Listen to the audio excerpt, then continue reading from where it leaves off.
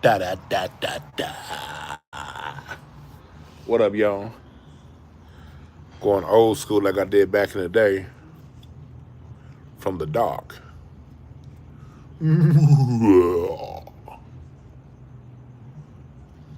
Pressing number one if you remember.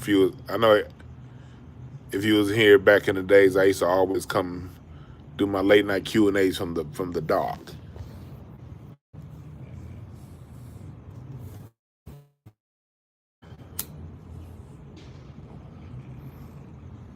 Come on in here, y'all. Rocky, you good? You good, Rocky? Yeah, you can't see Rocky. He right here in front of me.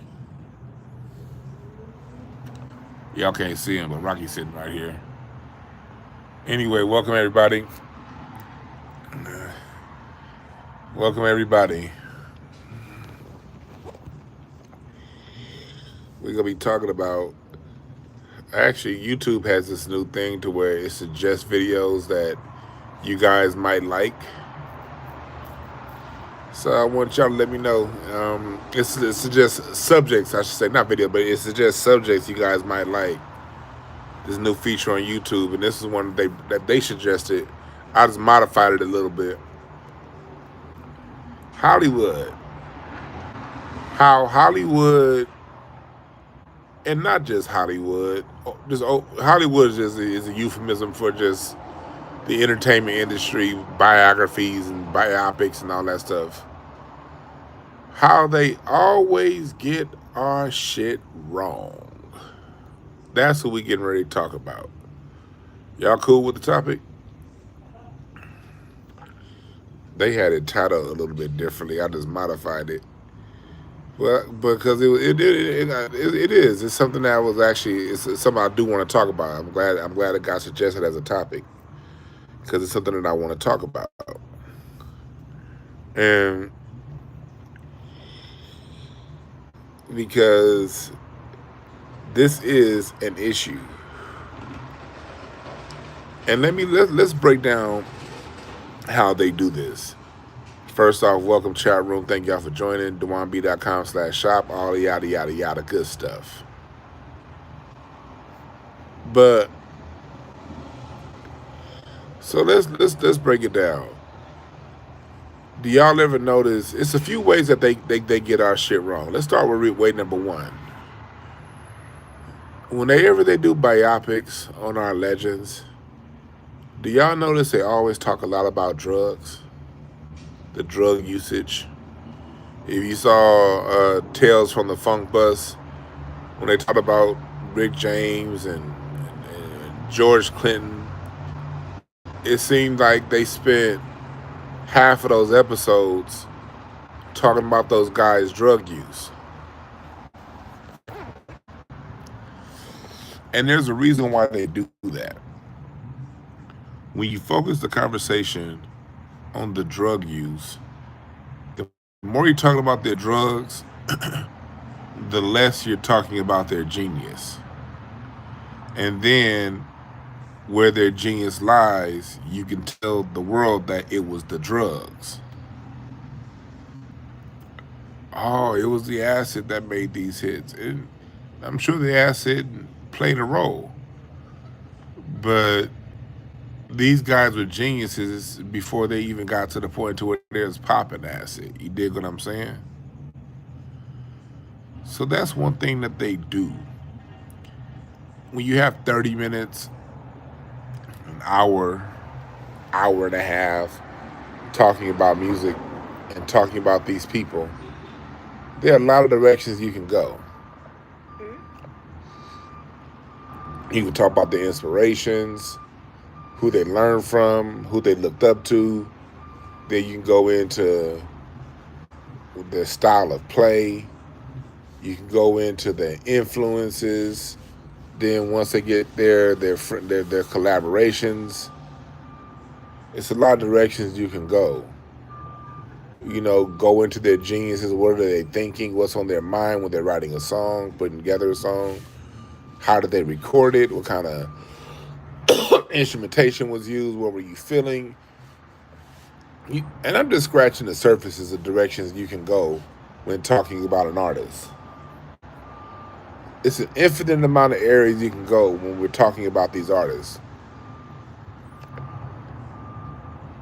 Yet they seem to spend, especially when it comes to the black artists, they seem to spend an inordinary amount of time on the drug use.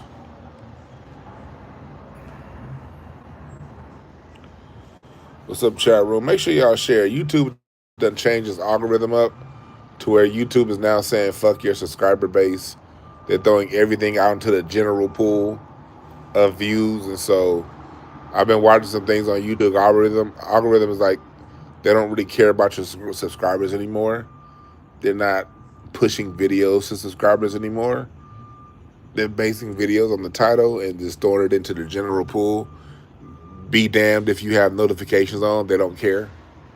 So what I need y'all to do is where it says submit feedback on YouTube, go to YouTube, and in your feedback say, I'm not getting the videos I signed for notifications up from. I would like to receive the notifications from the videos I hit the bell icon to. Please go to your YouTube and go where it says submit feedback. Do that in your submit feedback area. Tell them you want you to receive notifications. Because, the new algorithm is like, fuck you and fuck your notifications, fuck your subscribers. Every video you post is going to be as if you have no subscribers. And you better hope somebody click on that motherfucker. That's the new YouTube. And the new YouTube wants you to talk about trending topics. When you're talking about something that's outside of the trend, it doesn't want to push it. So basically, talk about a whole bunch of bullshit.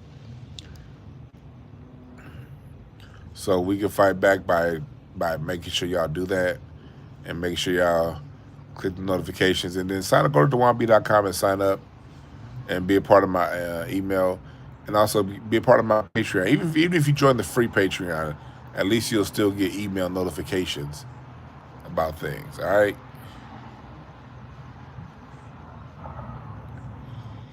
Yeah, DJ said your algorithm messed up the last week and a half. Yeah, the new algorithm doesn't care about subscribers. It's saying each video that we do, they want it to be something that's popular, that's being talked about, and it's going to get sent out there into the general pool of people.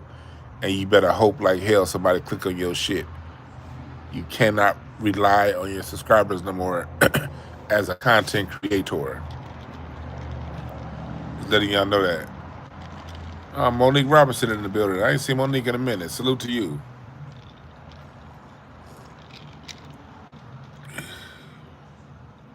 Yeah, I miss the old days of YouTube also. What's up, Brian? What's up, DSB? Boris Shock, Harold. Everybody in here. So let's keep it going. On these biographies, the number one way that they misrepresent our legends is they spend an inordinary amount of time talking about our legends' drug use. And that's why if you're a black artist out there that interviews, or if you want somebody to do your documentary, you're better off coming to somebody like me. Okay? All you artists out there, the white boys will be nice to you, they'll smooth you, but when they do it, they'll go back to your worst moment. Go back and listen to what Tribe had to say about their documentary and Michael Rappaport, how Michael Rappaport tied their whole documentary into a week-long beef between Q-Tip and Fife. And that beef that lasted for about a week, Michael Rappaport centered the whole documentary around that beef. When they do it, they're going to look for the schism and look for any way to turn attention away from your genius, how genius you are. Okay, so that's number one. They overemphasize drug use. Two, the other way that they minimize the genius is they attribute everything to Africa.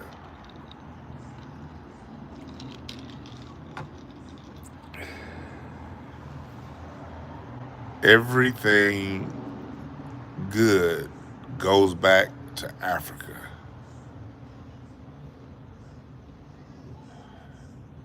What's up, Sony?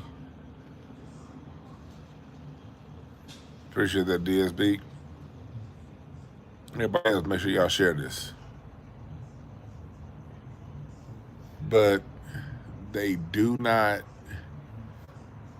want to ever, under any circumstances, give credit to America. They don't like giving credit to America. And what we do here. Appreciate that, Steve H. He said that's the narrative they've always pushed. You're right. That's the narrative that they've always pushed. And they don't give credit to America. Let's break this down. And I've talked about this before. When it comes to black music,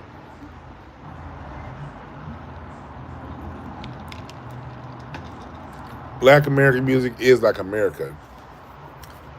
There is inspiration and input from multiple cultures and multiple parts of the earth, because part of America is being back in America is dealing with 400 years of people being imported to this landmass year by year, by the tens of thousands, by the millions, literally by the millions.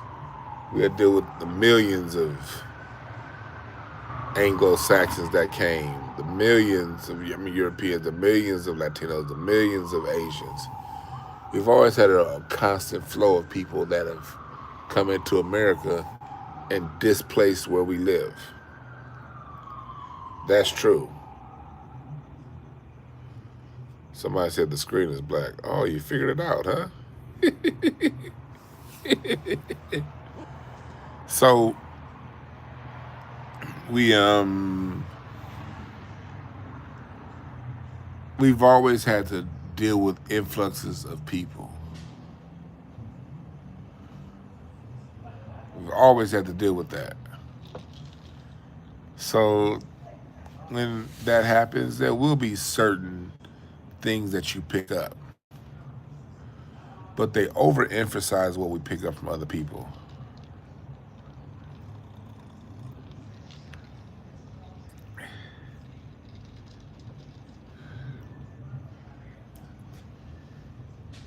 You dig what I'm saying?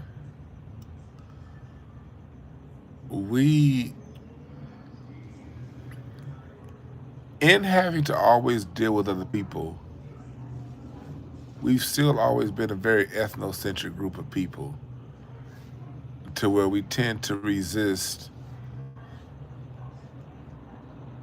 outside influence. We as Black Americans tend to be very closed-minded, I should say, for better or for worse. We tend to be very closed-minded. So when we do incorporate elements of other cultures into what we do, it's usually very, very, very minimal. Very minimal to none. It's usually minimal to none. That's usually how outside influence works for us. Minimal to zero. Because we tend to look at other cultures as corny.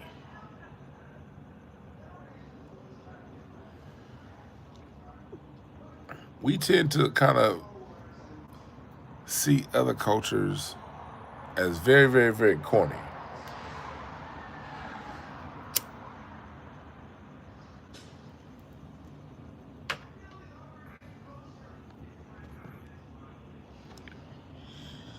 So So with that being said, there's very little that we incorporate from other cultures.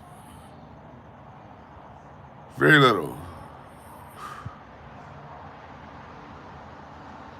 But when you watch these biopics, when you watch these documentaries, they'll tell you, oh, jazz was us incorporating French and Caribbean rhythms. But they never tell you what French and Caribbean rhythms. Which one? Think about it, black folks. The rhythm that jazz is based on is the swing, not swinging the note. Swinging your notes and playing a swing are two different things. Jazz is based on the swing beat, and that is uniquely American. What's the swing beat?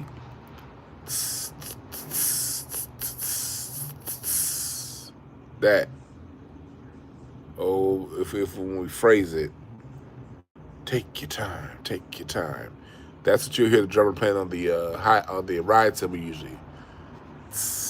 Da ta ta ta ta ta ta ta ta ta ta ta ta ta ta ta. It's based off of a triplet in 4/4 time. They'll tell you jazz has Caribbean and French influences, but the Caribbean nor the French play a swing, and the Caribbean nor the French play on the backbeat on the 2 and the 4. But that's the way they lie to you. They know most people aren't going to ask the next question. They'll just say, okay, that's a Caribbean rhythm. And all it takes is to dig one page and you'll find out it's not a Caribbean rhythm, it's an American rhythm.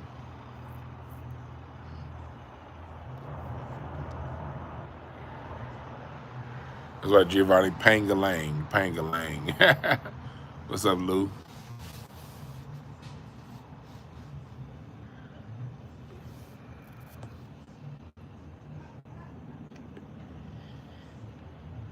Pangalang.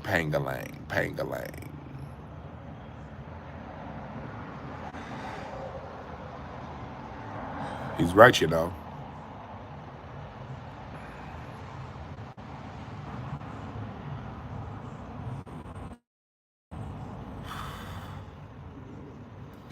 Yeah, they do the same thing with Cuisine, Brian.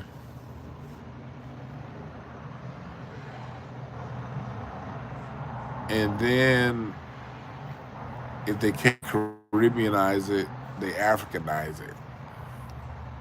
But when you ask basic, simple questions, okay, show me these rhythms and sounds in their native music before the 60s, before they got black American influence, if you go back and listen, you'll find this completely different.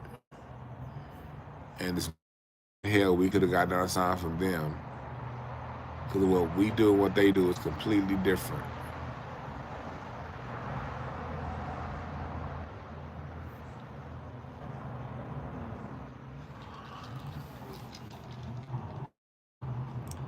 Rocky, you good?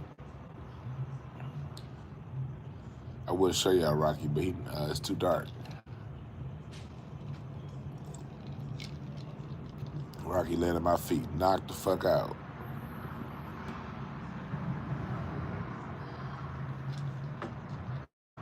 Let's see if I can give you some light. You see Rocky?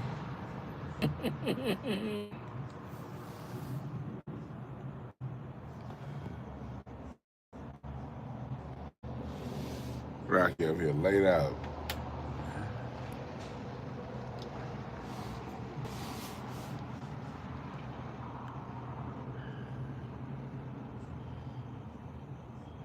But the y'all press number 1 chat room if you see what I'm saying. How I just gave you 2 examples of how they'll do a full-on biopic, but still lie to your face by including a bunch of filler information that's inaccurate.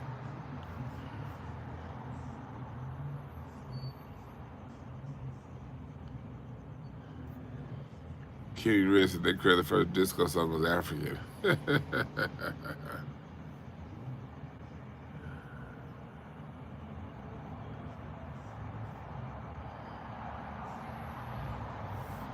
So y'all know what I'm talking about.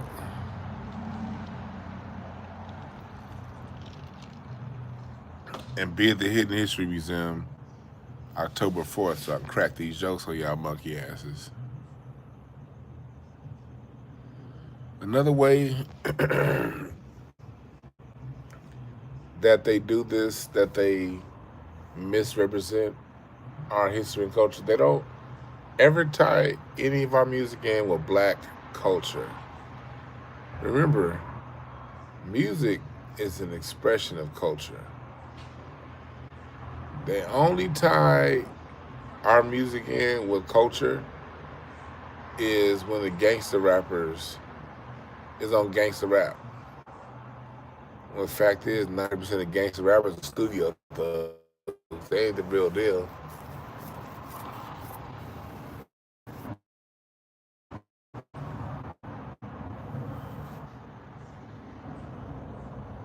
You know?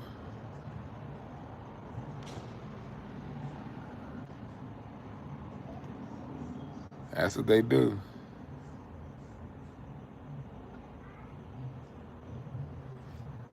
That's what they do.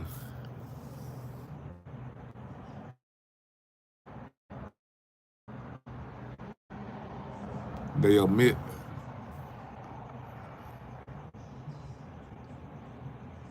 Who said somebody in the trolling? Prince one, y'all know what I'm talking about when it comes to that. And I just lost my goddamn train of thought. I was about to make another point. I was just going to make another point, and I lost my black ass train of thought. God damn it. I saw somebody walk by. I was like, I thought I recognized him. Y'all know how it is when you see somebody walk by, you look at them and lose your track of thought? That's what just happened right now. I saw somebody walk by and lost my whole goddamn train of thought.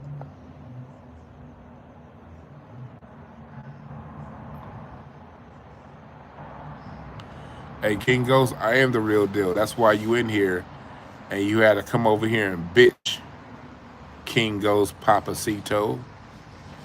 What kind of hoe ass nigga come in to tell a nigga he wrong? I ain't said a motherfucking thing about New York. And here you come with a sprained pussy. Chat room, y'all see this nigga? Did I even mention New York?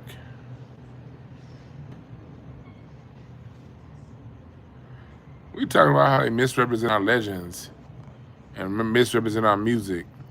And here you come. See, this is why I talk shit about New York. This is why I talk shit about New York. Because of hoe ass niggas like you. It's like y'all so sensitive. I was talking shit about Atlanta today earlier. I don't ever get nobody from Atlanta call me a hater when I call Atlanta out for his bullshit.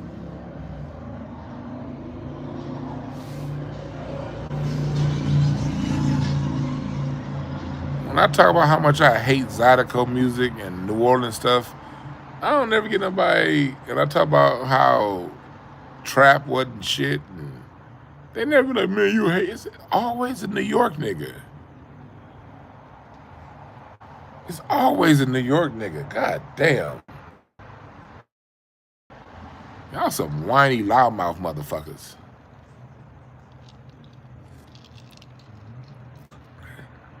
Since he brought up New York, that's another way they lie. Let's talk about another way that they lie about our music.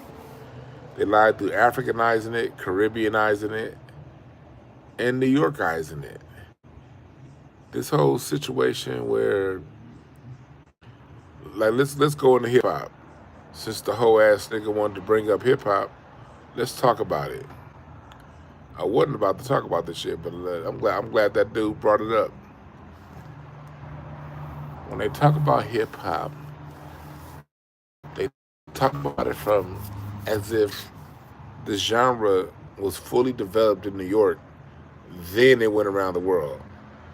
And that can't be any further from the truth.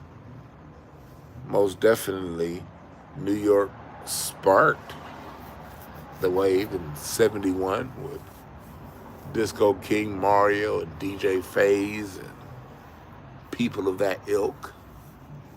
It most definitely sparked things. But hip hop grew in Black America in every city that black people were in its own way. New York was doing. That's how hip hop grew.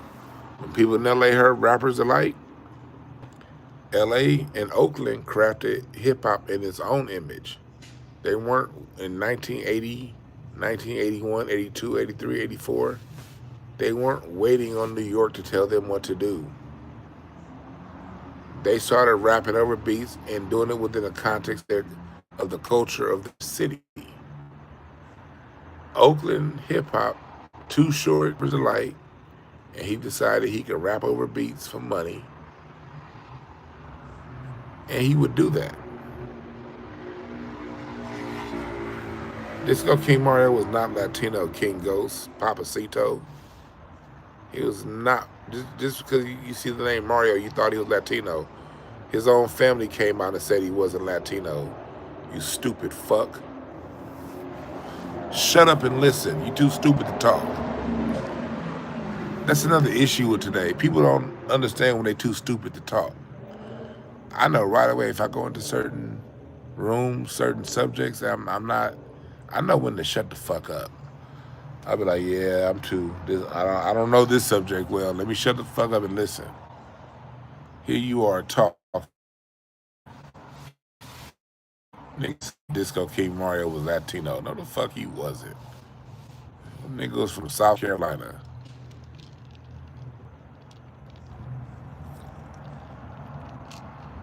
So back to what we talking about. New Yorkers jack off to themselves thinking that everybody was waiting on them to develop hip hop.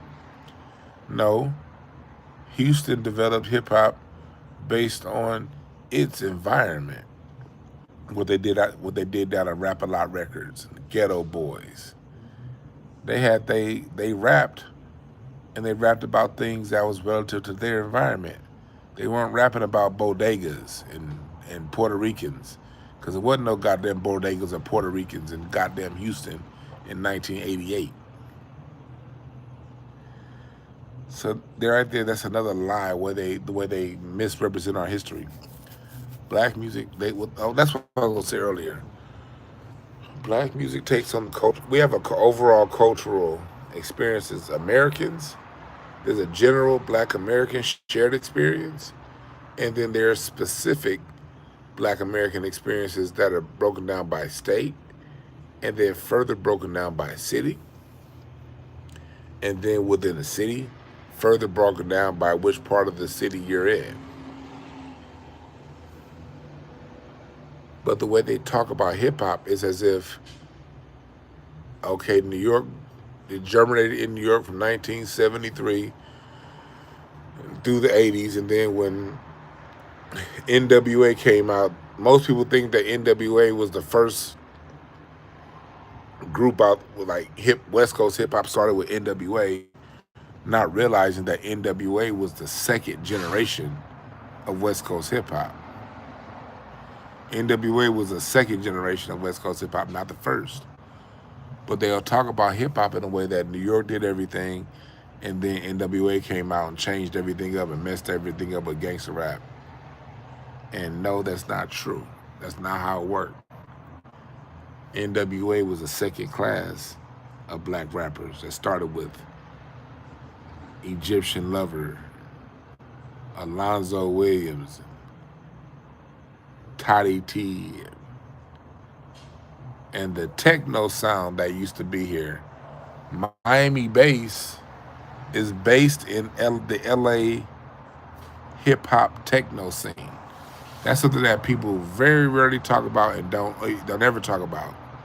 Miami bass is rooted in the LA techno music scene. Worldwide Wrecking Crew.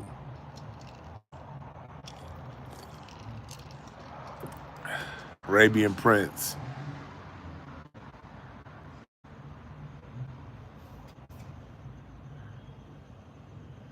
All of this stuff, Ice-T.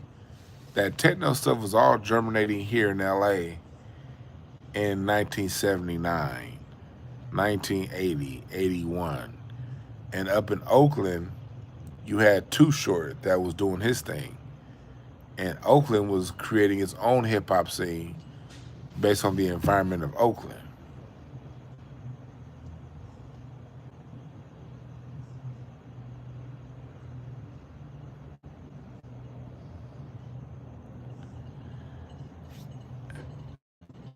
Hey, King Ghost, fuck you and your city, all right? Now back to what we talking about. We talking about how the common shared experience that Black Americans have. We have overall shared experience as Black Americans, and then you have specifics broken down by city, by state, city, and what side of the city you live on. But here's the common shared thing. They make it seem as if, okay, this one place did everything. No. The general sound of Black America is a backbeat on the 2 and the 4. That's the general sound. Generally, our sound's gonna be based on drum set, keyboard, bass, and guitar. And those are gonna be the core instruments, either live or some sort of electric version alternative. If it's not an actual bass, it'll be the 808, but the 808 is just replacing the bass. If not the drum set, it'll be a drum machine, and the keyboard for all of the different sounds. That's the common shared experience with Black America. Whether it be the country music side of Black America, the rock side of Black America, the hip hop, the disco, the techno, the house. That's the common Black American bandstand. Drums, bass, keys. Drums, bass, keys. With a heavy mention for guitar. Now, what's up, Brooke? Once you have the drums, the bass, and the keys, now that's the American. That's what makes it American, right there. What makes it your region is how you play those drums, bass, and the keys. Every region within Black America has its own way of playing. LA, laid back, generally, play the sound. In New York, generally it's gonna be aggressive. In New Orleans, it's gonna have a bop to it. That's why they have like New Orleans bounce music and all that shit. The Zydeco's is very boppy.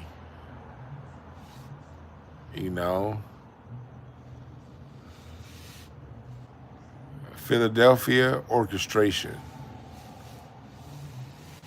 Chicago, bluesy. It's like bluesy and sunny at the same time in Chicago. Windy, a lot of wind out of Chicago music. Each region is going to have its own expression of how it expresses the sound. And not just one expression, multiple expression. Each region that Black Americans live in has its own hip-hop expression, has its own rock expression, its own Southern soul expression.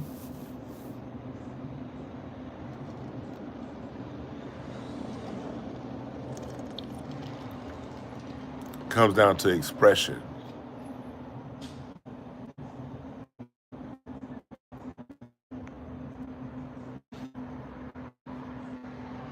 And that's all Black American.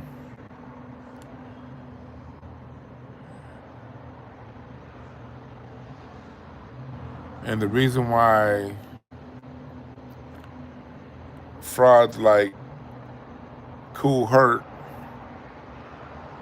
and the so-called Caribbeans The reason why you can 100,000% without a doubt show that they didn't create shit was they all based everything on the common Black American sound. The common Caribbean sound, the downbeat is on the 1 and the 3, not the 2 and the 4. And that's why they weren't able to spin Caribbean records. Because if you spin the Caribbean records of somebody rapping, the beat is completely different. It's on the 1 and the 3. And the rap wouldn't sound the same. Rap would sound very corny and cheesy with Caribbean music. Rap music swag is based on Black American street culture, the way we dress, the way hip hop dresses. All the rap artists were doing was imitating how the D-boys looked in their city. If rappers were imitating how Caribbeans dress, it would be corny as fuck. I mean, because no disrespect to the Caribbeans, but y'all know how it was when y'all came to America. We was clowning the fuck out of y'all. You dig? So none of their style goes into the aesthetic, and none of their music goes into the sound. Hanson Lee, we were just talking about that with notifications. Make sure that you go to YouTube, and where it says submit feedback, tell YouTube that you're mad that you don't like not getting your notifications. YouTube changes algorithm to where they no longer cater to subscribers. I'm letting y'all know this right now. I've been doing videos. YouTube, about 2 weeks ago, a week and a half ago, it changed its algorithm to where it no longer favors subscribers looking for their favorite YouTube channels. When we content creators put up a video, it goes out into the open wild, wild west. They no longer allow us to target our audience. We have to create these genius titles every single time and hope the title engages people that happen to follow us. That's the new YouTube algorithm. Is when we put a title on there, we just gotta hope that that title engages with people who follow us. They don't give a fuck about our followers no more. So we need y'all to share and retweet.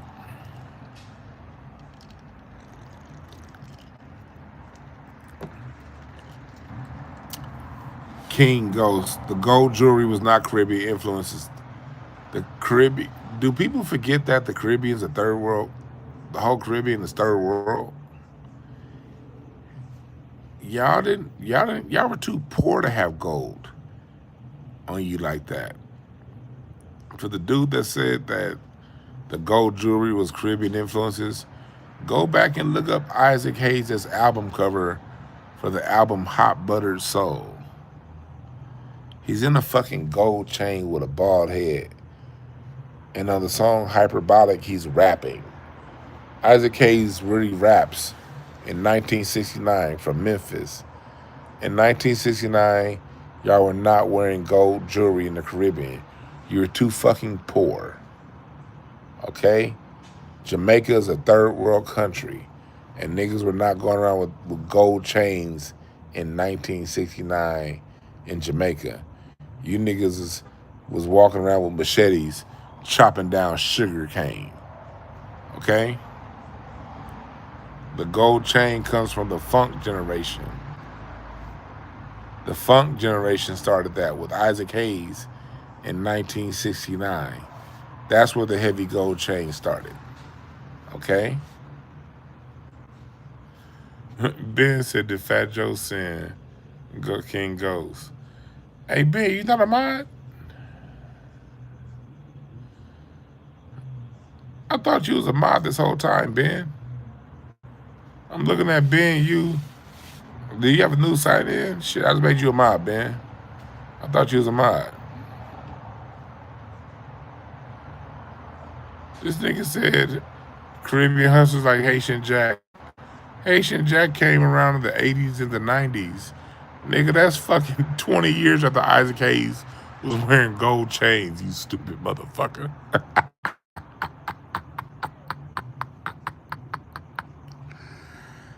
Nigga, you motherfuckers got the gold chain thing from Mr. T. Shut the fuck up, you bumbleclot.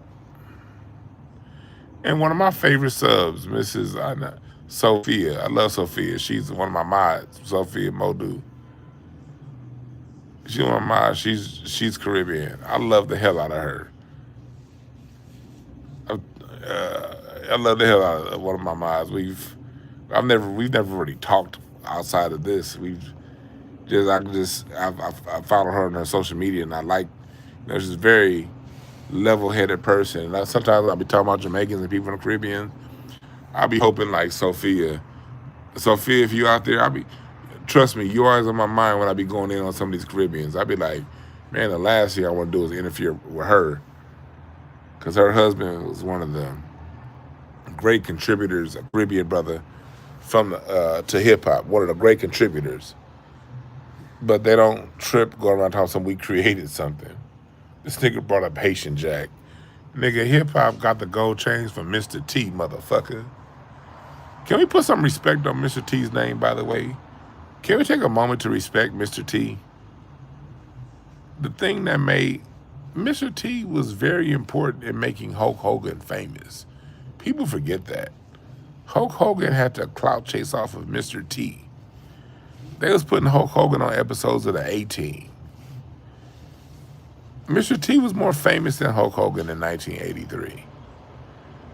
A lot of Hulk Hogan's popularity was him being put next to Mr. T.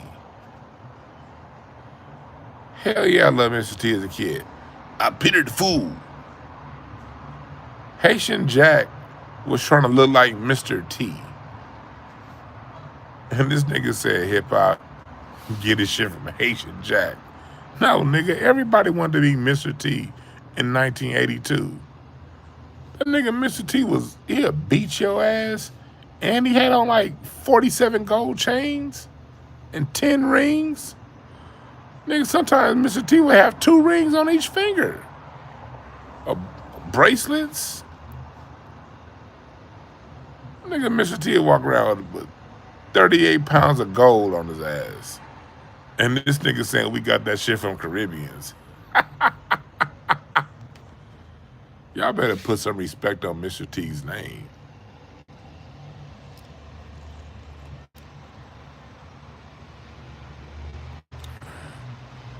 Mr. T ain't dead, he's still alive. Khalid H said we pity the fools lying on our culture.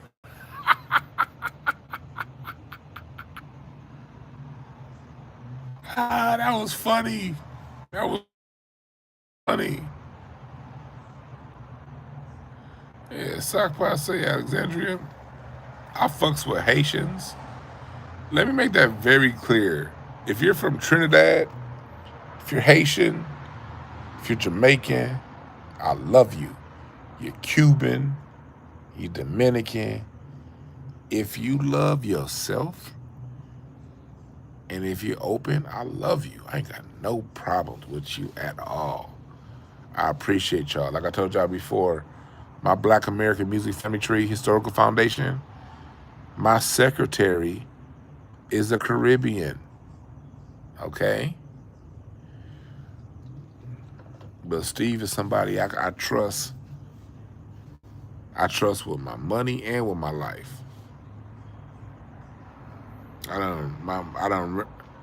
When I used to throw comedy shows back in the day, the person I had before was skimming cash off the top.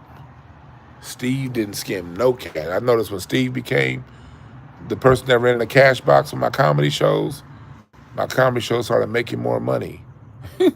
Oftentimes with less people that showed up. That's because he wasn't stealing and scheming. When he rented an apartment from me, he was always on time. So I got a Caribbean that's on my foundation.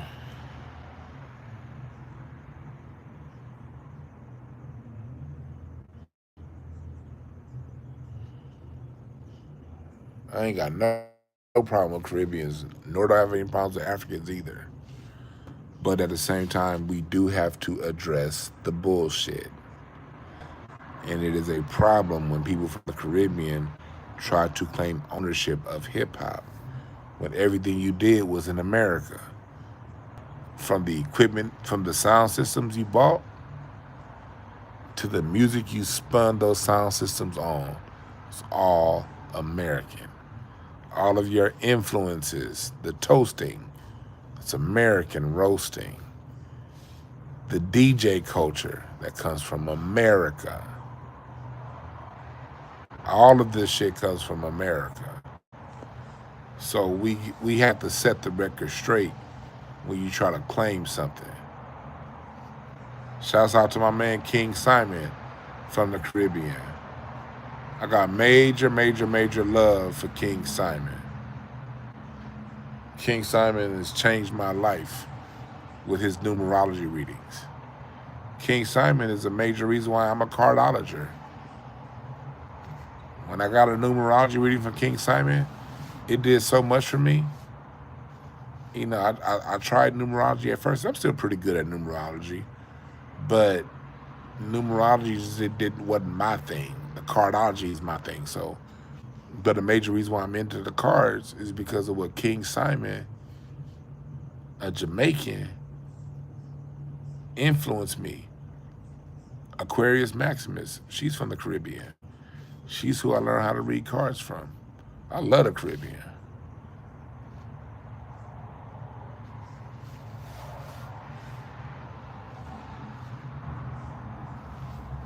This nigga say you mad because American women love the Caribbean, man. I don't give a fuck. King Coast, that's little dick energy. Anytime someone is mad because women love men from another culture, only men with little dicks have that worry, okay? That's how white people think. That's how, you know, that's little dick energy. I don't give a fuck. If I see a black American sister with a brother from Trinidad, man, as long as he treating her right and she happy, I'm cool with that. I don't feel possessive. I got my wife. That's all that matters. I'm married to a black American woman. Straight up FBA.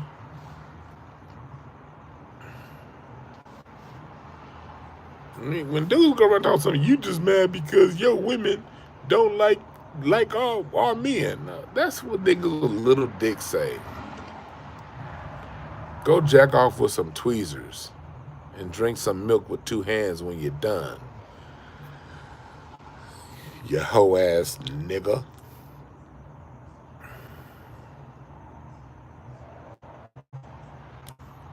Good question, Brian Barnes.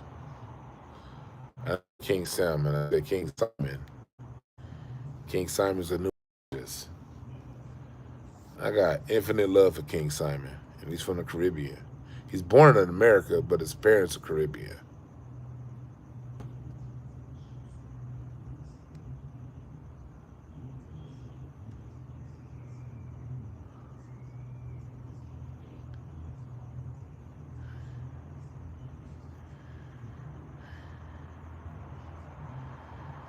So yeah.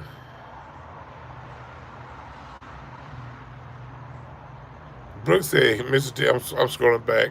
Mr. T had the weight of a small child on his neck.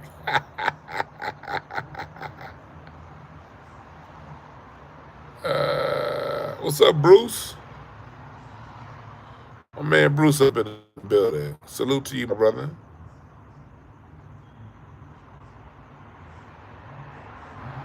And they come over here and get like, the Caribbean people be coming over here. You ever notice? Hey, Brooke. Hey, Brooke. Do y'all ever notice black Americans never tell people from other cultures, oh, you're just here because you want our women. You're just here because you want our men. When, matter of fact, to us, it's a joke that y'all run over here and find the first FBA you can find to have a baby with. We actually kind of laugh at that shit. You don't see black women nor black men jealous of that behavior.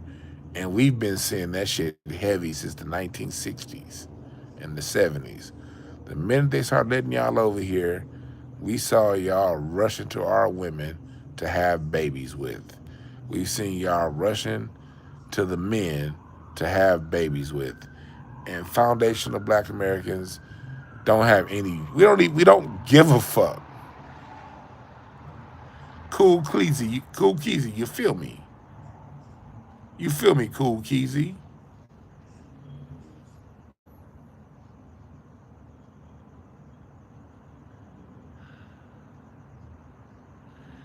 We see y'all come over here to fuck our men and women to get green cards and citizenship, and we don't ever say no shit like, you just jealous, you just want y'all only come over here because you want all women. You ain't never hear no black man say no shit like that. You even like shit. If she wanted to fuck you, shit, she wanted to fuck you. And again, black men do not concern ourselves with you motherfuckers coming over here trying to have babies with black women. That does not concern us. Like, we just get our own black woman and be like, oh, that's how you living? All right, well, that's how you living. Whatever.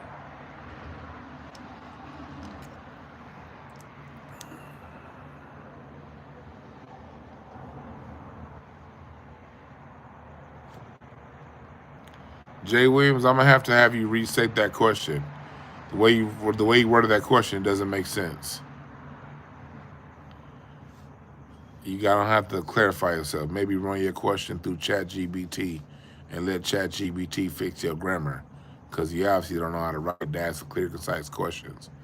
You're trying to be slick, but your stupid ass don't know how to structure a question to where it makes any sense.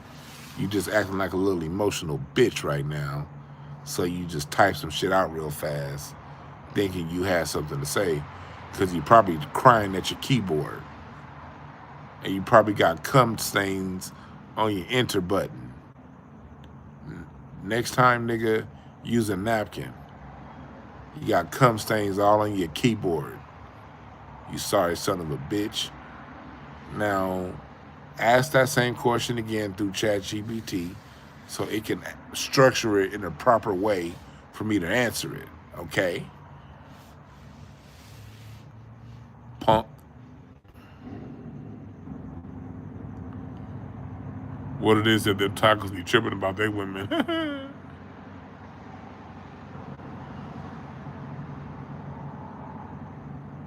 yeah, child. That's why that person couldn't put their question out right. They've been jizzing on they on their computer. They ain't on their phone. They on their computer, and they've been jizzing on the computer to all the gay porn that they watch. And they've been jizzing on that, so some keys are stuck.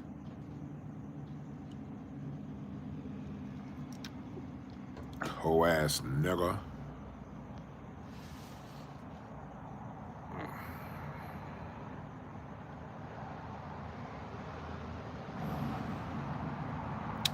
You feel me?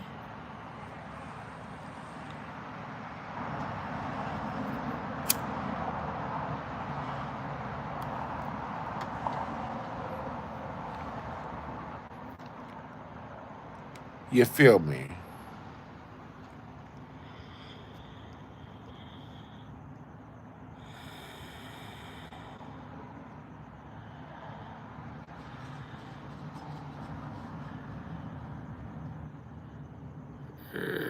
Funky Town, Jay Jimerson. What's up? Hey, I gotta tell you, I gotta salute Jay Jimerson. I know I probably saluted you before, but anybody who's ever met me in real life, y'all know I'm a real nigga.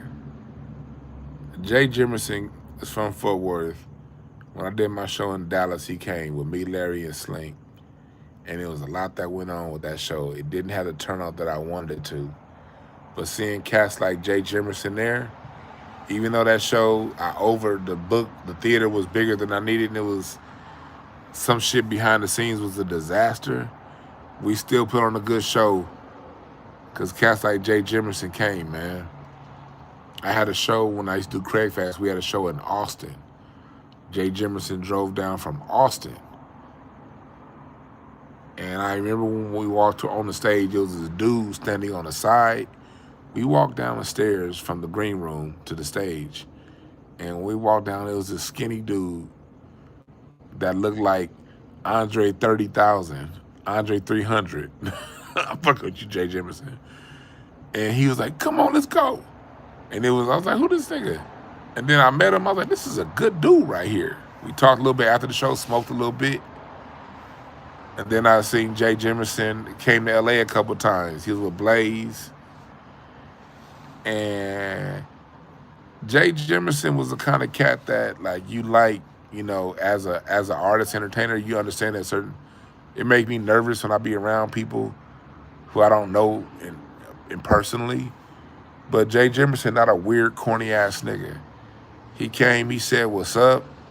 He did it. Jay Jimerson's a man. You know what I mean? He's very supportive, said what's up. But he wasn't sitting there all googly eyed like some fucking weirdo, you know? Because some of these niggas be weirdos out here.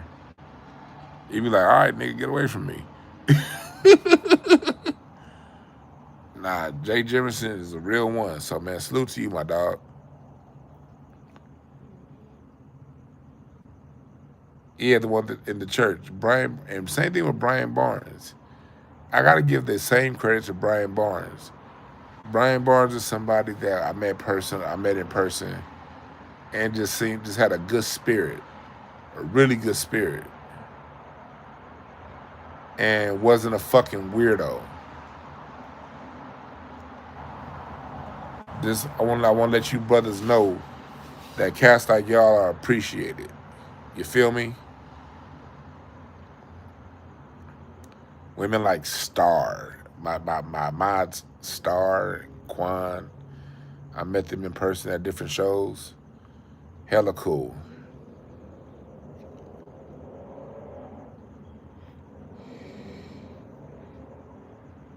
That's what's up, Bruce. It'd be dope to see you at one of the shows.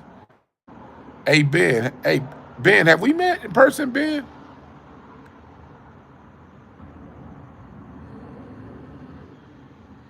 Now let me get back to that troll. I done said what's up to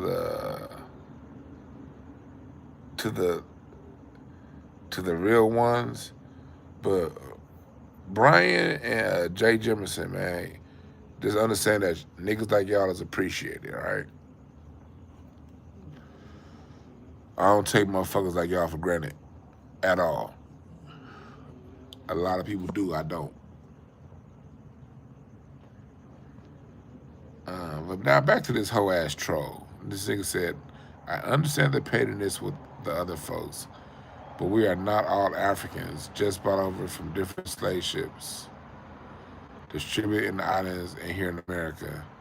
No, we're not all Africans. Some of us have been here for thousands of years, okay?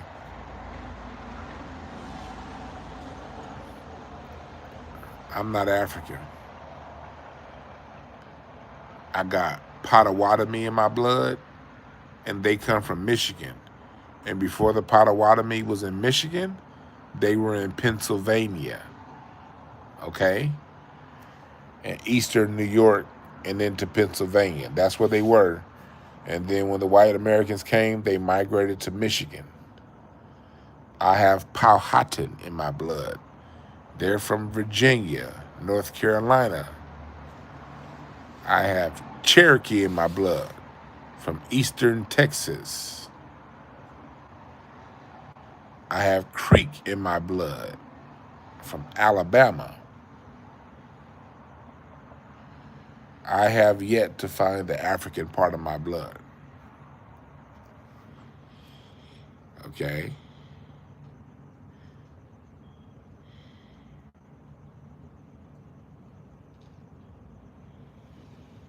Make that very clear.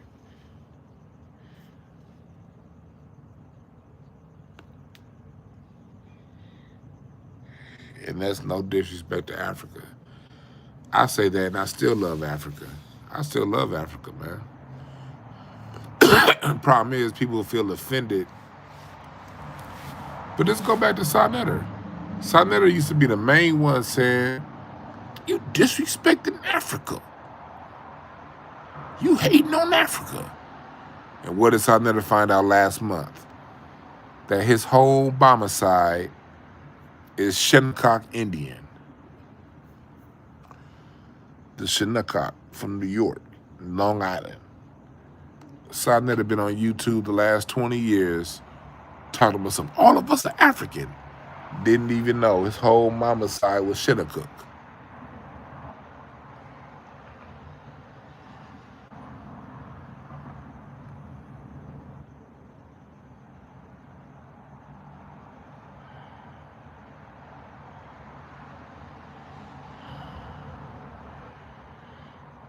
Yeah.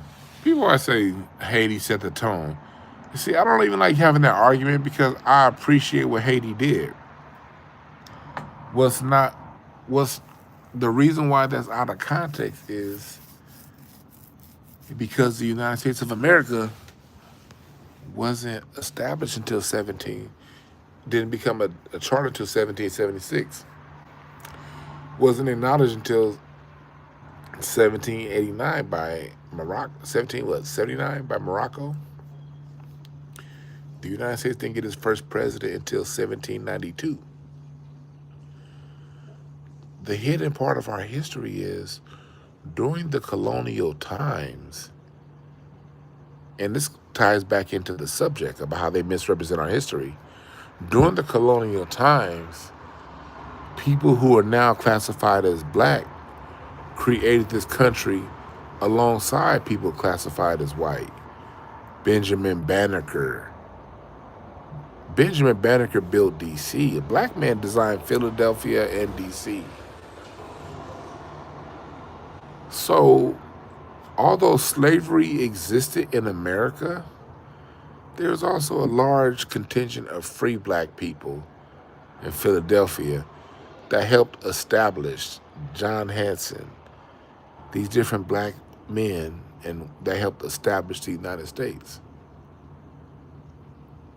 Haiti had a completely different setup, and they had been under brutal subjugation. Ours was brutal too for the ones that were enslaved, but there were a lot who weren't. So by 1804, there wasn't time yet for our revolution. This country hadn't been around long enough at that time.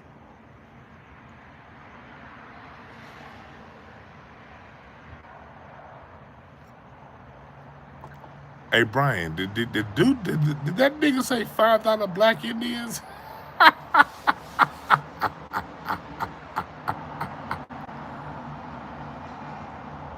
That nigga don't even know the history of the $5 Indian. Wow.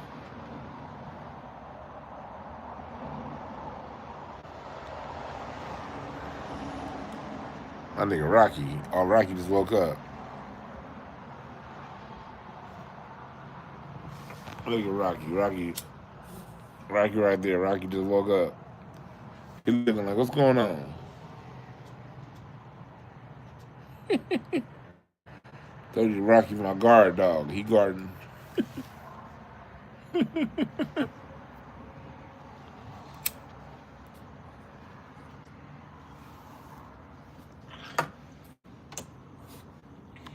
You good, Rocky?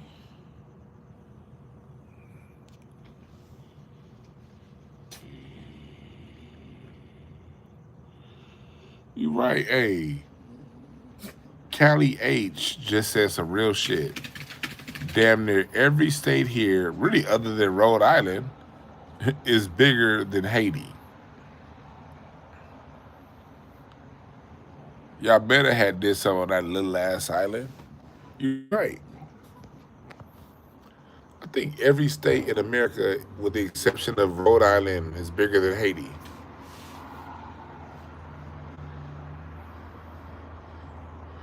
And people act like we just weren't fighting back. Black America, even though we didn't have an overall nationwide revolution in 1804, we never stopped revolting. Like it never stopped. Like there was never a time in America to where black people that were enslaved didn't fight. I mean, there was never a time to where black people didn't fight back. Going back to the 1600s, it was never, slavery was just never an overall peaceful time in America. There were always revolts, and that's the reason why slavery had to end, because it got too expensive. Do people forget that part? Don't know that part. Slavery just got too expensive. In the North, you housing these niggas year round, but it's snowing for 4 months, 5 months out of the year, and you can't work them. And they're revolting on top of that. It got too expensive, so they had to abolish it. Between revolts and the climate not making it to where they could work year round. And then when it came to the South, they could work year round, but them niggas kept running. So the union had to keep chasing the niggas down. And the union got tired.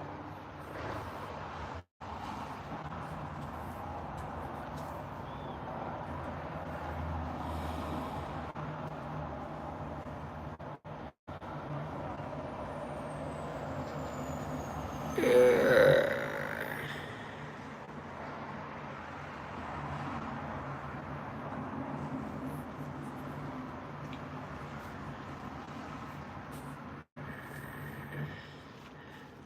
It was never a time black Americans were not fighting.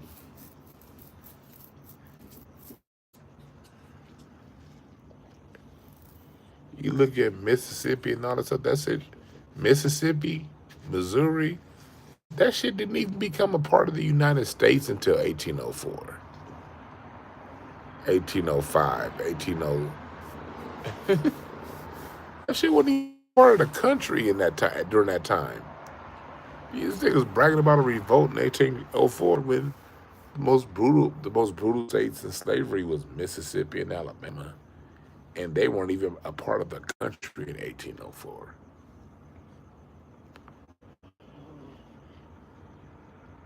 The Mississippian wars were still being fought.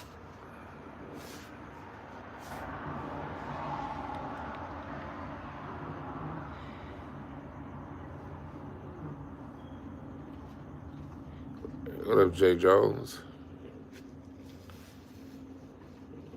That's right, Callie H. So the tribute, Los Angeles tribute. I appreciate the cash app you sent me the other day. I don't know if you heard me say thank you, but thank you.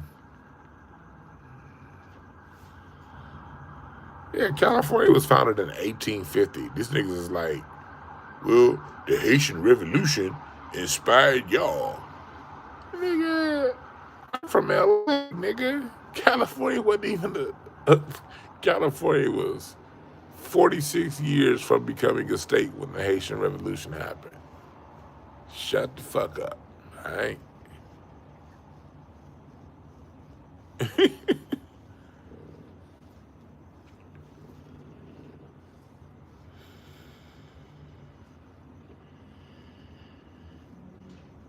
Yeah, this dude Jay Williams is getting all the attention he's ever had. Like this nigga's having the night of his life chat room. This nigga's never gotten this many people to pay attention to him in his life. He's like, he's going to remember tonight. What's the day? September 5th, 2025. This nigga's gonna remember September 5th, 2025 for the rest of his life. I ain't never got that much attention. Everybody who's responded to me, the host of the show, the moderators, the people in the chat, they all paid attention to me. They ain't gonna be telling this story 30 years from now. He was that one chat room I was in. I got him. I said something, and I got the person hosting the show and the moderators to talk to me. I ain't no joke. This ain't gonna be telling that story in 2049 of tonight, the night that he got the most attention in his life.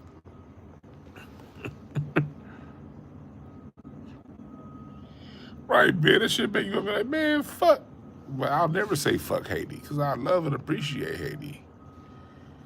I just don't love and appreciate bums coming up in here trying to attach that shit to what we got going over here.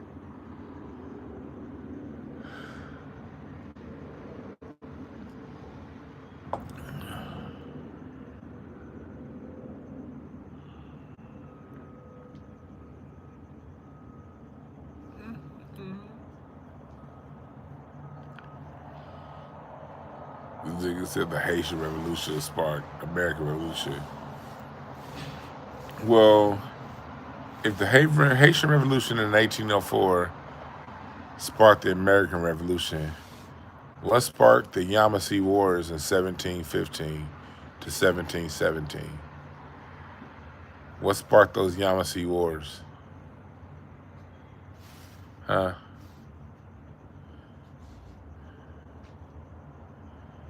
Did the Yamasee in Florida say in 75 years, in the next 85 years, the Haitians are gonna revolt?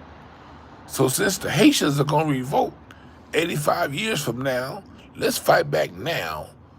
So when the Haitians revolt 75, 85 years from now, we can all say that's the reason why we did what we did. You stupid motherfucker. Niggas gonna be like, Bacon's Rebellion. Well, there were revolts already here in America. And I'm glad this stupid motherfucker said that. Because that goes into the topic about America. The history books in America, the documentaries, the whole point of that stuff is to never give black Americans credit for what we do. That's why they got to go around and say it was this influence, that influence. Because the game plan is to not give us credit for what we do. So they want to say, okay, the Haitian Revolution sparked our revolution. That's fine. You could say that as long as you don't know about the Mississippian Wars of the 1750s and 60s. As long as you don't know about Bacon's Rebellion in 1680. As long as you don't know about the Stono Rebellion and all of these different rebellions that happened throughout the 16 and 1700s here in America. They omit all of that history. The Gullah Geechee Wars, Stoner Rebellion, 1739. I mean, you right about that, Cool Keezy. Appreciate that. That's why I fuck with my chat room. You niggas are smart, for the most part. We get these lames that come up in here.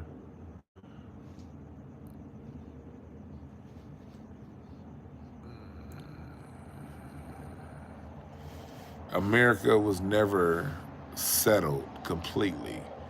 We just got times as black Americans where we just was tired of fighting. And we'd take a generation, maybe 2 generations off. But we've never gone no more than 2 generations without complete revolt on this land. People forget. They ask about the Bible and Christianity. Another way black American music history is misrepresented.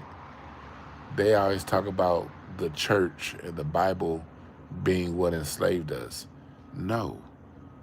Black people were not allowed to be Christians and to read the Bible until the Great Awakening. And the Great Awakening happened in the 1800s. I mean, the first one in the late 1700s. The major Great Awakening was in the 1800s. That's when they started letting black people become Christians. Black people couldn't be Christians the first 150 years of the American colonies. That came later.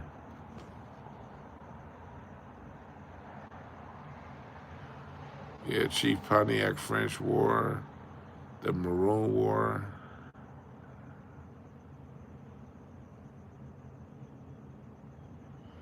Real talk, Jay.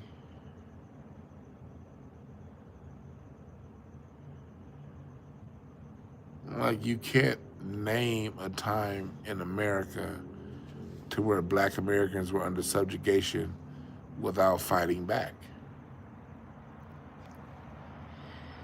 And you also got to realize it took the Anglo-Saxon almost, not quite, but it took the Anglo-Saxon almost 300 years to get from coast to coast. Washington wasn't settled until the state of Washington wasn't completely settled until the early 1900s, although it became a state a little before that. Washington, Oregon, where the Yukon area is, and that far coast of Washington, they didn't totally get that shit settled until the early 1900s. Oregon, it took a black man to settle California. California didn't get completely settled until the 1880s. California didn't get under complete Anglo-Saxon subjugation until the 1880s.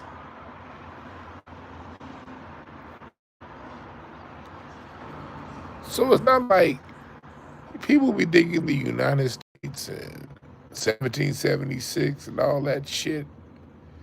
No, the United States wasn't under complete subjugation until a little more than 100 years ago.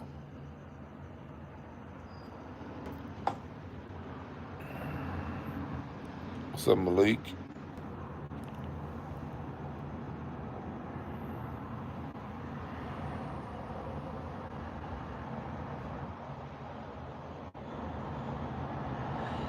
So it's not like there's just been this complete, since the Civil War, America just settled. During the Civil War, most of the country, with this landmass that we now know as the United States, most of the country was still in flux. It was still in flux. You had major regions of this country that wasn't settled, that was still on the surface of people who are native here and things like that. Oklahoma, you always had free black people in Oklahoma. There's never been a time in America that the Oklahoma region, didn't house swarthy-skinned, free people. Whether that be during the time of the French ownership of this land and Spanish ownership of that land, or American ownership. In the Indiana region, the Michigan region, the Kentucky. One of my great-great-grandfathers, Mr. Kendrick Johnson, was born in Kentucky as a slave, freed himself in 1852, and moved to Milwaukee because Milwaukee had a large, swarthy, dark-skinned American presence in 1852. And he moved into that community in Milwaukee because Milwaukee always had Indians and Negroes that were free.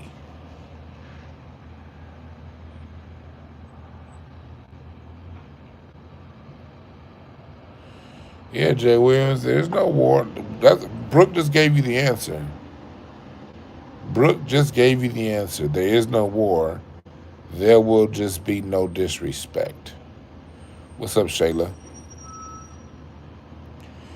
Brooke just gave the perfect answer to that question. Why the diaspora wars? There is no war. We ain't trying to kill y'all. We ain't trying to tell y'all not to love who you are. We're just saying we're not going to be disrespected.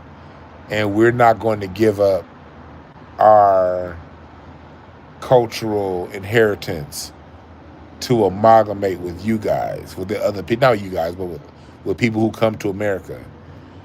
If people come from the Caribbean or Africa come to America, you're welcome to be here.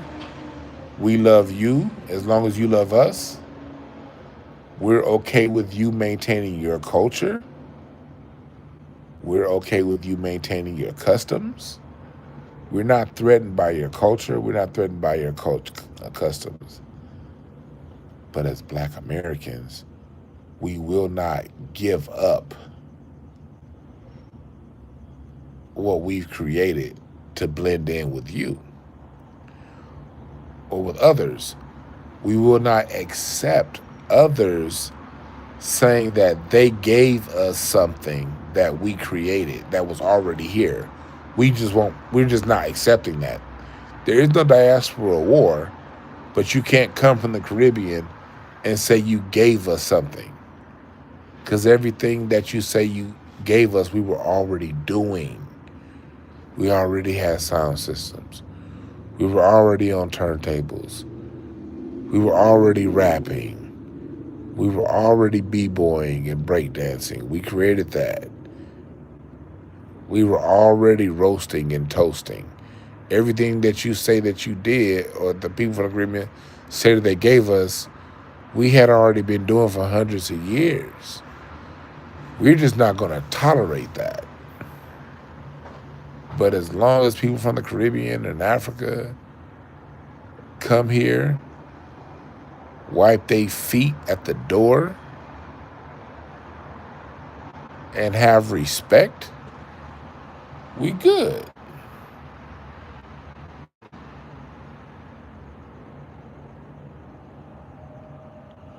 We good.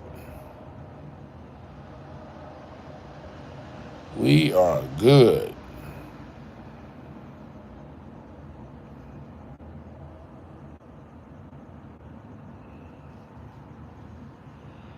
Real talk, Brian.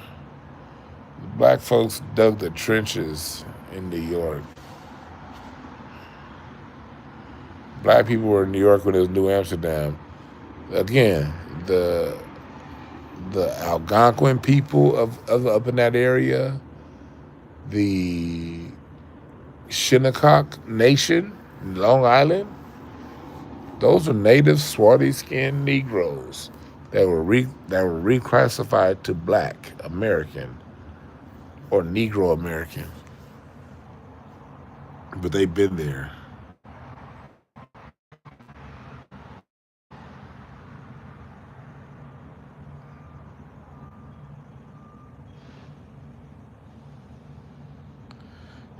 Cali said they give a shit but a headache, right? There's like absolutely nothing Caribbeans gave Black Americans, like nothing. Nothing. We're talking as far as culturally. Some of y'all have been good friends to us on a personal level.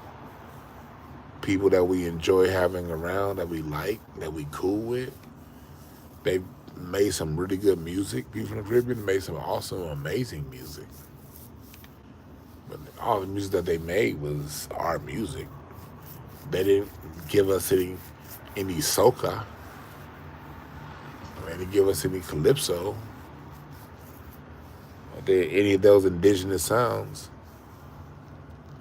The best they did was their version of what we do. You want a cookie?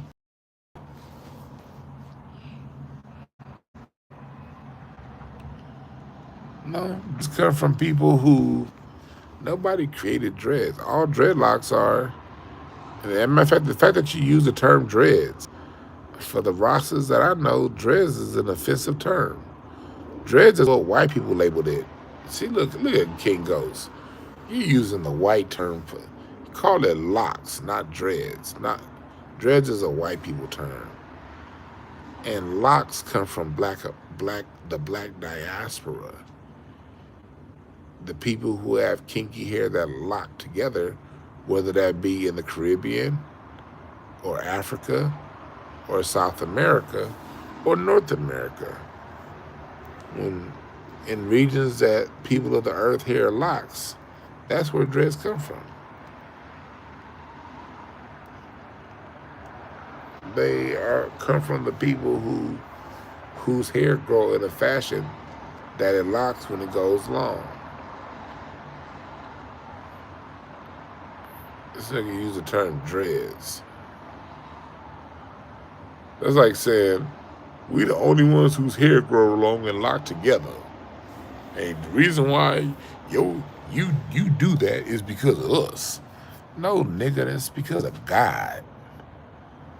That's a common diaspora thing that we share.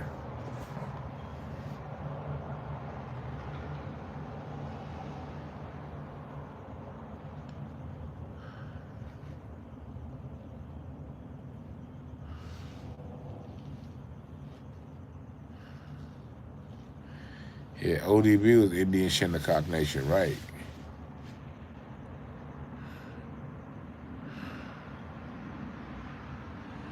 Yeah, Aztecs had locks. The Olmec had locks. Look at the back of those Olmec statues. Them niggas had locks. Aztecs had locks. Yeah. See, the way they lie to us folks, another way is they omit the indigenous history. They don't tell you about that. They don't have you look at that. They tell you Africa, Africa, Africa, Africa, Africa, so that you're not looking at what was here. Sharon, you say you had locks for 28 years? That's what's up.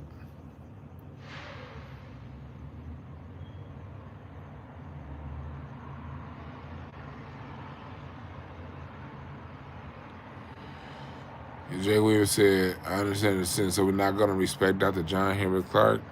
All black people of the Western Hemisphere are one. Jay Williams, black people in America have been saying that shit forever, that we're one. We even created songs like Frankie Beverly and Mays, We Are One. Michael Jackson tried to tell the rest of the world. That's why he went, the reason why Michael Jackson went to Brazil to film the video for They Don't Really Care About Us was because Michael Jackson was showing the people of the diaspora that we are one. Problem. The diaspora still sees black Americans as different, and they come to America and talk shit about us. So we're not gonna, black Americans aren't gonna walk on around. Dr. John Henry Clark, God rest his soul, gave us information. And a lot of the information is ideal. But guess what? There's a difference between what's ideal and what's reality. And the reality is, in America, people from the diaspora come to America and work together against the interests of black America. That's why at Howard University, the African head of Howard hired an Asian woman to be over the music, to be dean over the music department at Howard University. That's why Rachel Lou Dennis went and bought Essence magazine in 2018 and hired a bunch of other Africans to run Essence. There are no black Americans in prominent positions at Essence magazine. Africans and Caribbeans did not get the memo that we are one. They tend to work together against our interests. Dr. John Henry Clark, in 1988, this wasn't his reality.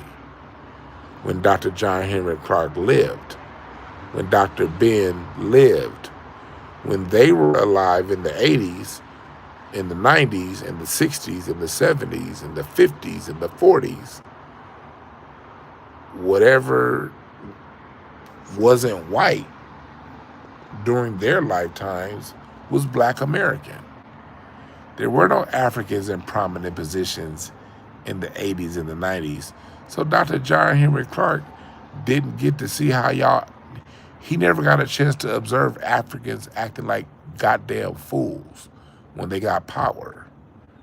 Dr. John Henry Clark was dead and gone by the time Africans started getting power in America and acting like goddamn fools. Leaked emails from Issa Rae and those African actors saying that we're all going to work together for Africans.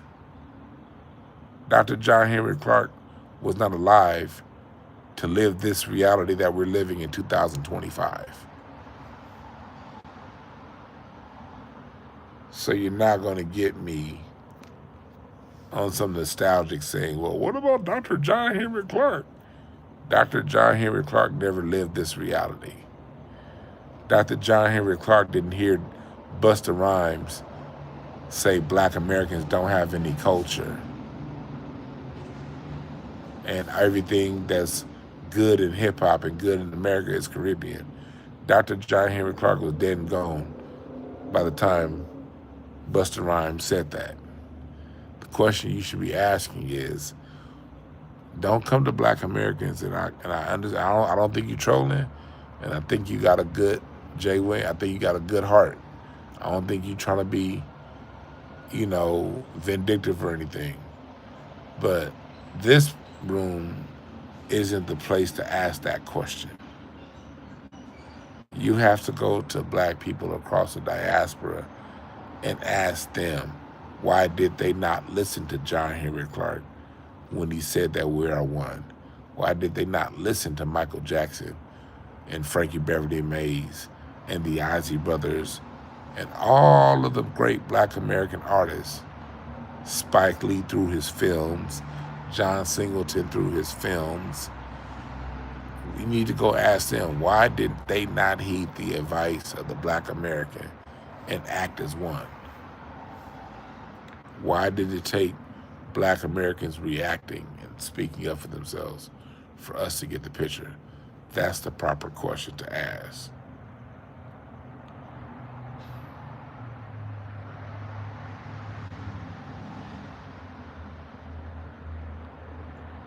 Did I say anything about African states being duped? We're not in Africa, Jay Williams. You're not speaking Meru Necher. You're not speaking Swahili. You're speaking English, and you're in the United States of America. This conversation is talking about the United States of America, not Africa.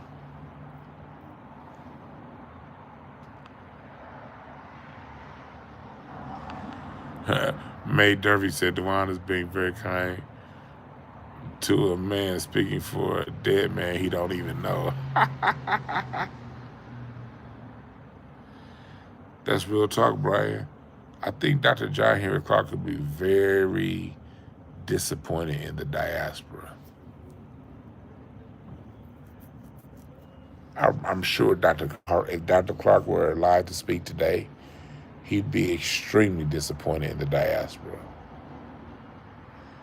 Dr. John Henry Clark did not make a great and mighty walk for y'all to act like fools and say that we have no culture.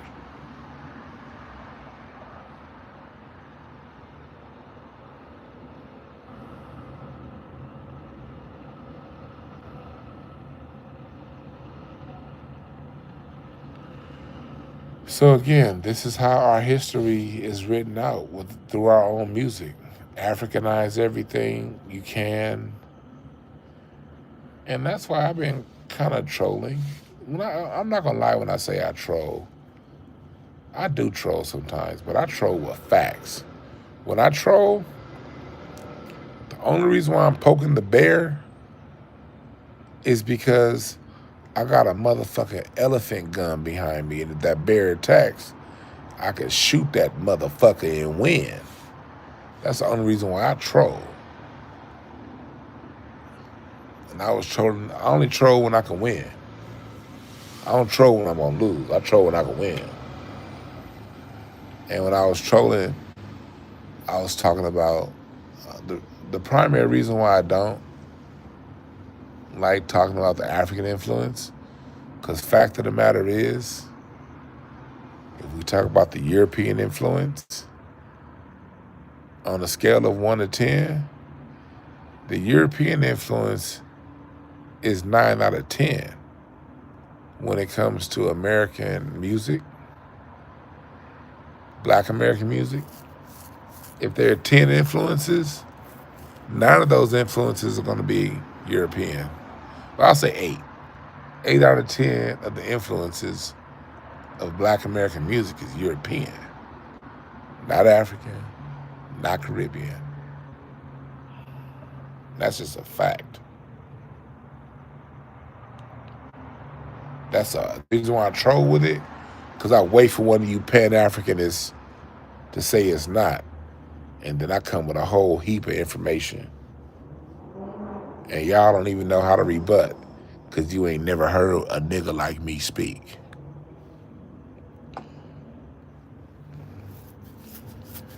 And the reason why I'm comfortable saying it's European influences, because I know who the European Moors were that brought it and created it in Europe. I know that was still niggas.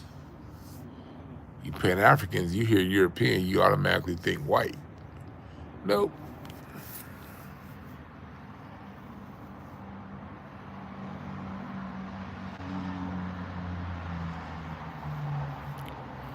Cause all I gotta do is just be honest. Okay, what is American music a song? What instrument is American music built around?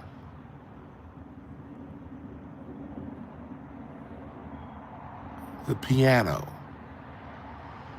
The piano is European. The Moors, the swarthy skinned Moors created created the piano. The 10th century, when they took the harp, which is out of Africa, and they put the harp in a box and created these keys with mallets to press against the harp, because Europeans were too small to play the harp. See, a lot of you Europeans, you people from European descent, the Caucasians, y'all some little small midget frail motherfuckers. People forget that. Go look at a motherfucking armor suit from the Middle Ages. The little armor suits is like, niggas is like 4 feet, 4'10", 96 pounds. Europeans were very small. You guys were the Anglo-Saxons. The Anglo-Saxon European was malnourished. So size-wise, these dudes was like, the Anglo-Saxon 1,000 years ago was like 4 feet tall, 4.5 feet tall. He couldn't play no fucking harp. So they created a piano for that little midget to play the harp.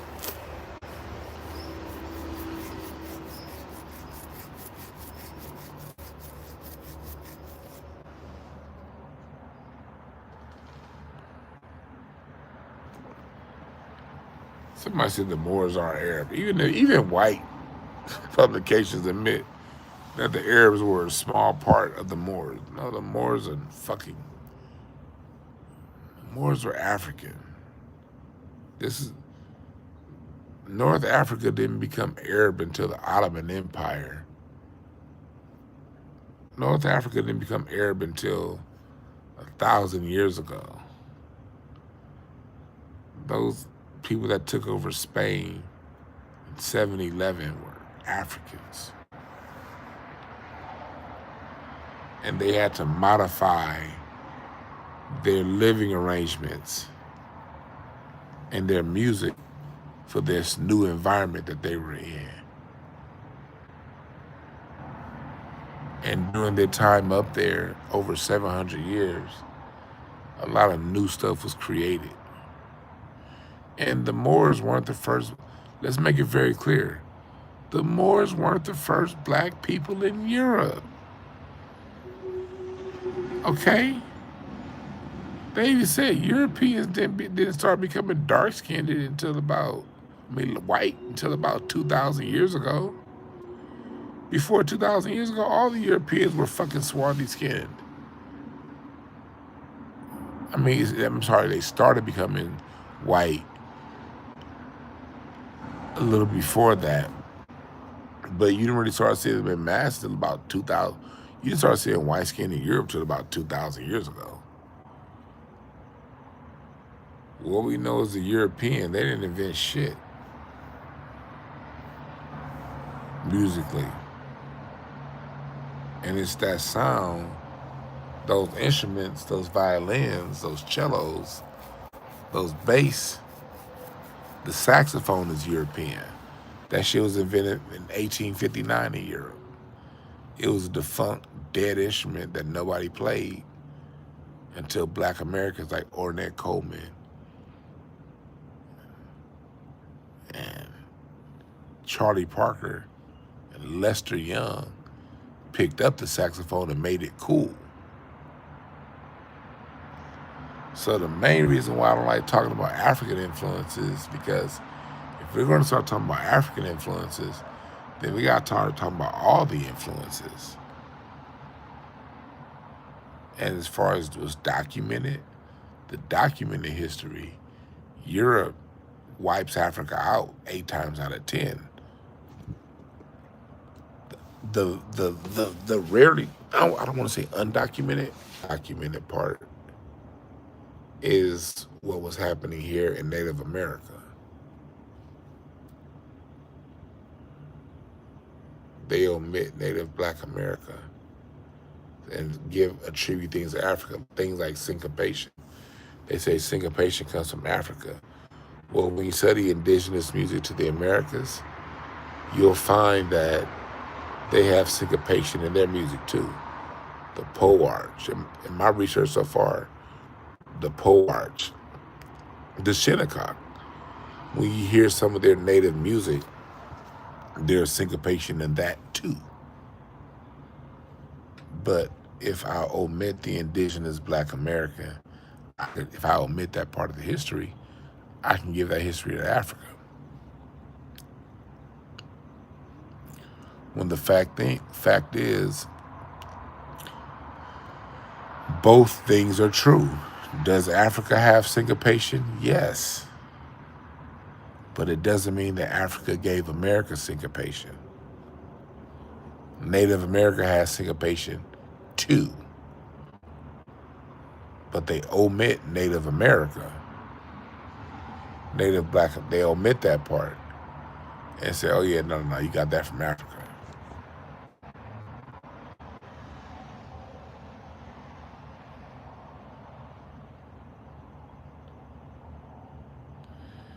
And when you talk about Africans influencing the Europeans, well, you're talking about the scale that's in music. That was invented in the 11th century. Moors had already been in Europe for 400 years at that point. By the time the Moors invented the scale and classical music started to really in Seville and then the Alhambra, when we can go back to Ziryab. Ziryab came to the Moors. He came to Spain in what? The 9th century? We're 200 years into the Moors' conquest of Europe. We're talking about the scale and a lot of the European instrumentation, the piano, 1100s. The Moors had already been in Europe for 400 years. So those were not Africans. If they were in Europe for 400 years, those are fucking Europeans. You've been somewhere for 400 fucking years? You're that. You didn't bring it from Africa. When you created the piano, that was something you created in Europe. You didn't go back to Africa to get it. You created it on the land your great-great-grandparents lived on.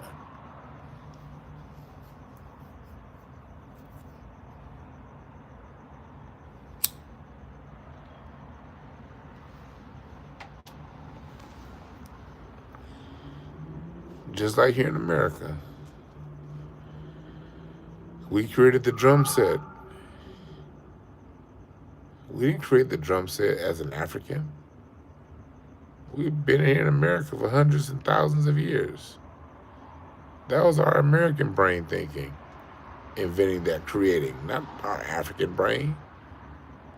If the drum set was going to be created by an African, then that shit would have goddamn been created in Africa. And it's an American innovation because the drum set works with the structure of American music.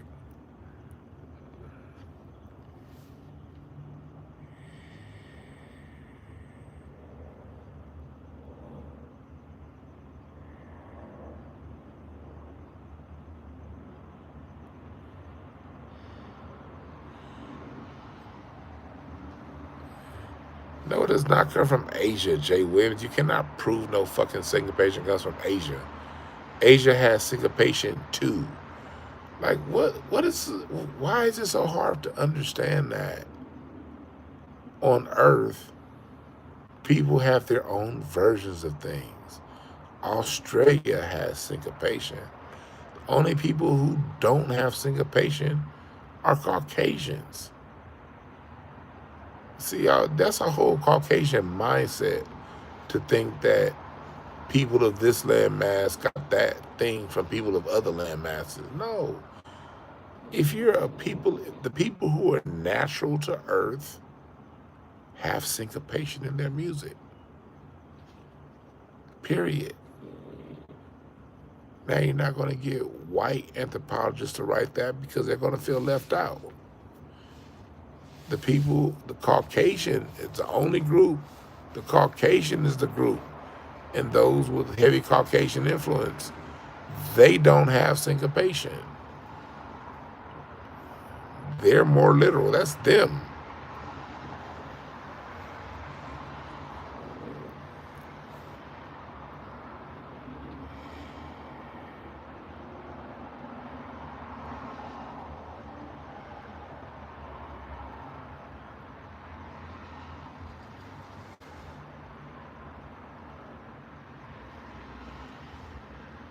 And when it comes to music, music is a transmission from spirit.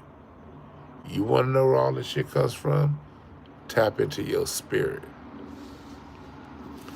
Niggas ain't going around sitting around studying Africa and saying, I'm going to do that too. Music, like all creation, comes from your spirit. You being obedient to what your spirit told you to do. That's where it comes from, not fucking Africa.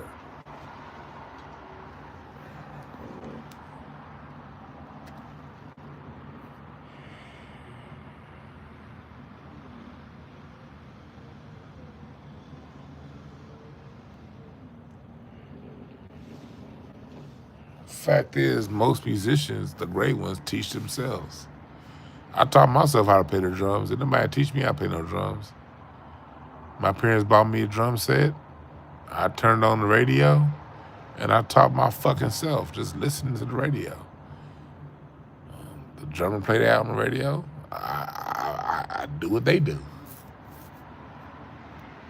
I went back later and got lessons so I could learn how to read music, but I taught my fucking self because the drums is what was in my spirit. I couldn't teach myself the piano because learning the piano wasn't in my spirit. All music it's all a spiritual transmission.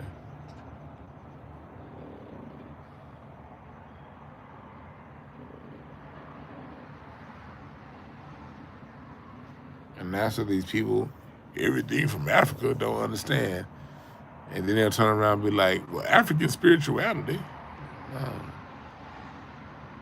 Music is spirit. And it's your spirit that gives you the music. And the landmass you live on determines how that music is expressed. Kenya expresses music this way. The Sudan expresses music that way. Nigerians express music this way. Malian Empire, people from Mali express music that way. People of America, we have our own expression. of music.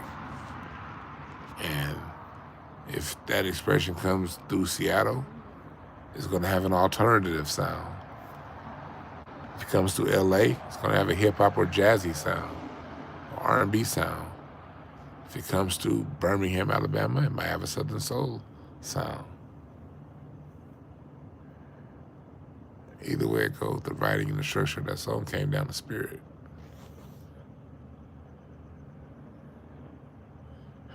But Chibi said, I have African fatigue. That's funny. That's funny. You got that from Africa? No, nigga, I got that from my fucking American ancestors. And I can name which one.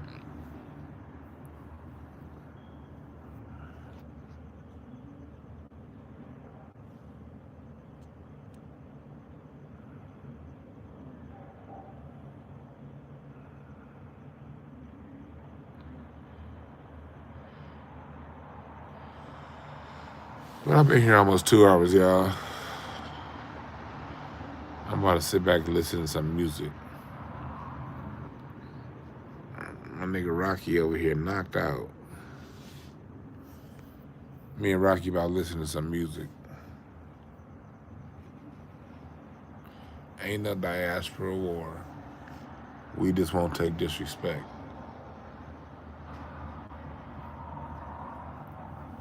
Respect our music history and and respect us, and everything will be fine. All right? Thank y'all again for listening. I'm out.